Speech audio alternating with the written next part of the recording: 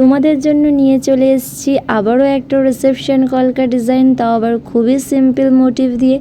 এই রিসেপশন কলকাগুলো দিয়েই তোমরা কিন্তু ফুল ফোরহেড কলকা ড্র করে নিতে পারো খুবই ইজি প্রসেসে।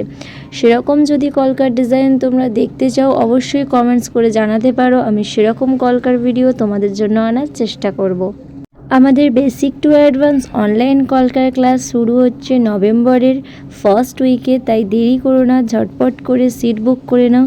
ক্লাসে থাকছে basic motif, advance motif, reception কলকা, ফোরহেড কলকা, হাত কলকা, গাল কলকা, ইভেন মাটির জিনিসের ওপরেও কলকা ডিজাইন।